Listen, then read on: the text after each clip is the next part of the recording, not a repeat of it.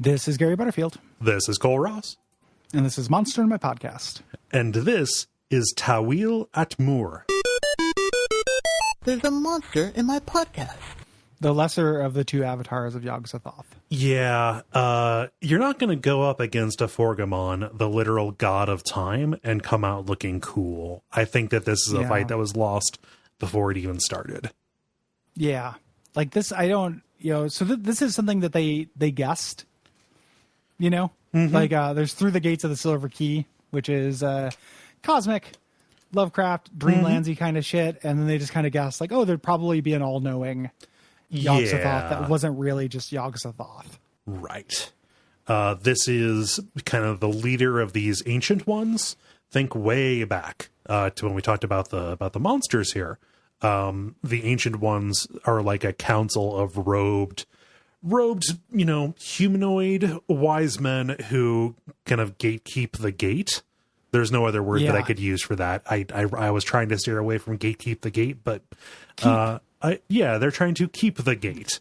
Basically, it is a robed council that you appeal to in order to go through the gate, which is Yog-Sothoth, to be warped to different places.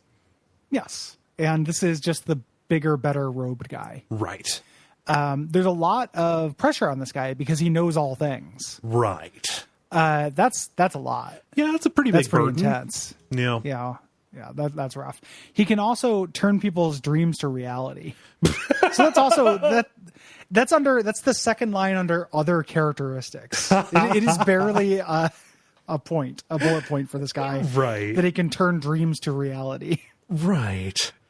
Yeah. I mean, that seems like it'd be a pretty big thing. It might just be that he has too much going on. Like his passion is making dreams come true, like the Muppet Babies. But because he is so tied up with Yog-Sothoth, he is acting as this, interdimensional traffic conductor.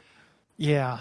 If he had his druthers, all he'd do is when people came up to him, he'd make it so they forever lived in the house they grew up in, but it's really not their house. It's like the house, but it's not the house. Uh-huh. And then they were there, but they weren't them. Right. But your mom was there, but it wasn't really your mom, and she was mad at you. And when you tried to walk toward her, your legs didn't work, and when you tried to talk, your mouth wouldn't open. Yeah.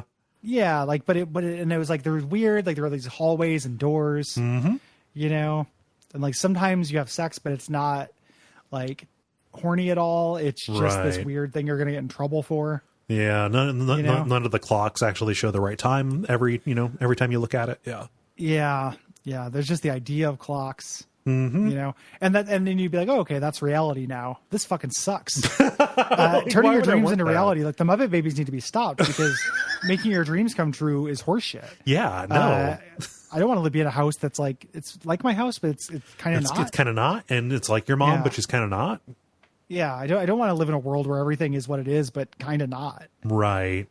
Put it away, Miss Piggy. Brought to you by our backers at patreon.com/Duckfeed.tv.